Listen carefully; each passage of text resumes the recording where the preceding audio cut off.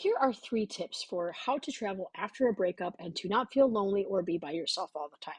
The first is stay in hostels. So I know what you might be thinking. Sometimes people think I'm too old to stay in a hostel. Well, guess what, guys? I'm 47 and I still stay in hostels. Hostels are a great place to have the social interactions. If you stay in a dormitory room, you have 4 to 6 to 8 to 10, sometimes 12 other people that you can talk to way more easily. And the other thing is, hostels often have, breakfast or a common kitchen or a common game room or a restaurant or a bars.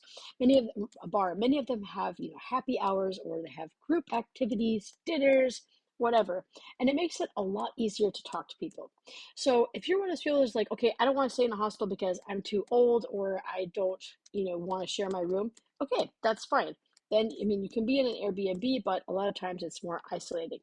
What a lot of people don't realize, especially people in their 40s like me, is you could stay in your own room at a lot of hostels. You just need to check when you use booking.com or Hostel World or whatever to see if they have individual rooms.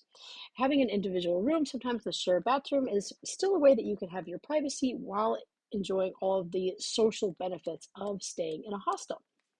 So the second thing is do group activities. So what I mean by this is usually I always start in every city with Stan Demand's free walking tour. Now there's many other companies obviously that are fine. That one happens to be my favorite. I've done it in Paris. I've done the one in Prague for five different times. I did New York City, London, Edinburgh. So the important thing is you just walk around with them for 1 to 3 hours. There's usually lots of different people, and it tends to attract people who are traveling by themselves, and you just leave a tip at the end. So a lot of times, people will even go out and have lunch together after the tour, or a dinner, or meet up later.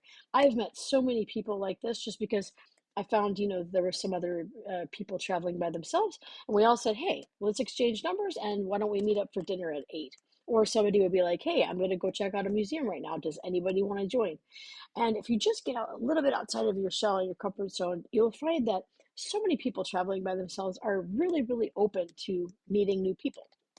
So that's one thing that I really like to do. The other thing is food tours, things like, for example, Spanish tapas tours if you're in Barcelona. Or, there might be a wine tour or a beer tour. I did one beer tour in Prague 2 days in a row just because I had such a good time. I met lots of new people. We had dinner.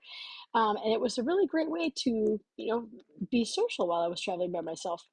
The third thing is check Facebook groups. You might not think about this, but on Facebook, there are tons and tons of different groups, especially for just women travelers, where it's, women who are wanting to meet up in other cities, people who are traveling by themselves, people looking for travel buddies, people who are, already in another city and they're just looking for somebody who wants to go out for dinner or grab a drink or whatever. And it's a really helpful way. There are also many apps. I personally have not had very good luck with these apps. I don't use them much, but with Facebook groups, I've definitely found people that we ended up hanging out and having dinner and everything, and it was great. So, do you have any questions about traveling by yourself? I'll be doing my next one on safety tips, so make sure to check back on my series of like how to travel after a breakup and different tips and pointers to make your trip more enjoyable as you heal, as you have a bit of adventure, and as you have a bit of a new perspective. Okay, see you guys next time.